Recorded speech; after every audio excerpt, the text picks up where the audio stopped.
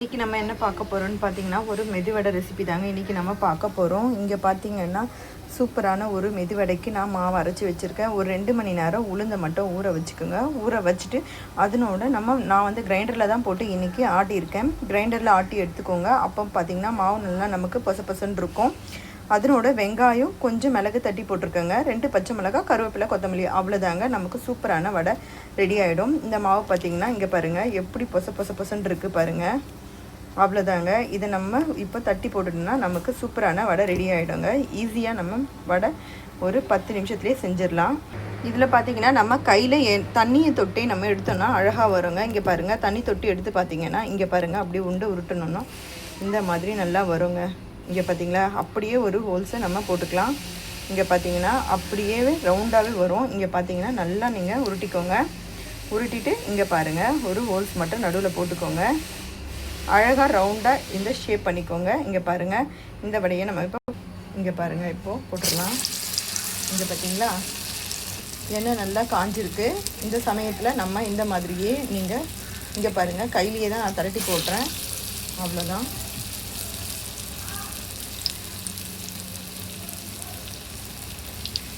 தண்ணியை மட்டும் தொட்டுக்கோங்க கையில், உங்களுக்கு வடை சூப்பராக வரும். இங்கே பாருங்கள் எண்ணெய் நல்லா காஞ்சிருச்சுன்னா சிம்மில் வச்சுக்கோங்க.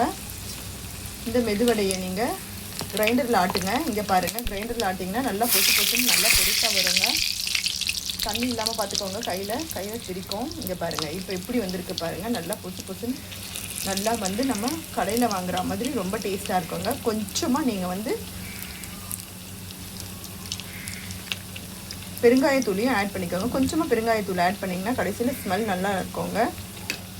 இங்கே பாருங்கள் இப்போ வடை எப்படி வந்திருக்கு பாருங்கள். மொறு நல்லா இருக்குங்க. கடையில் வாங்கி சாப்பிட்றது தான் இந்த மாதிரி செஞ்சு சாப்பிடுங்க வீட்லேயே, ரொம்ப நல்லாயிருக்கும். கேர்ஃபுல்லாக செய்யுங்க. கையில் தண்ணி இருக்கிறதுனால எண்ணெய் தெரிக்கும். அவ்வளோதான் ஃப்ரெண்ட்ஸ், இந்த மாதிரி சூப்பரான வடை நீங்களும் செஞ்சு அசத்துங்க. ரொம்ப ஈஸிங்க. 2 மணி நேரம் உளுந்த ஊற வைக்கிறோம். கொஞ்சமாக வெங்காயங்க, ஒரு வெங்காயம் பெரிய வெங்காயம் நல்லா பொடியாக கட் பண்ணி போட்டுக்கோங்க. ஒரு 3-4 பச்சை மிளகாவையும் நல்லா பொடியாக கட் பண்ணி போட்டுக்கோங்க. கொஞ்சம் மிளகு தட்டி போட்டுக்கோங்க. கொஞ்சம் பெருங்காயம் தூள், அவ்வளோதாங்க. வேறு எதுவும் தேவை கிடையாது. சூப்பரான நமக்கு போண்டா ரெடி ஆகிடுங்க, மெதுவடை. இங்கே பாருங்கள் இப்படி இருக்குது பாருங்கள். இதுலேயே உங்கள் சைஸ்க்கு ஏற்ற மாதிரி நீங்கள் பெருசாக போட்டாலும் இன்னும் கடையில் வாங்குகிற மாதிரி இருக்குங்க.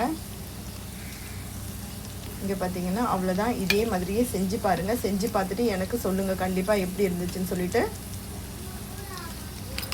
நம்ம சேனலை இது வரைக்கும் சப்ஸ்கிரைப் பண்ணலைன்னா சப்ஸ்கிரைப் பண்ணி வச்சுக்கோங்க.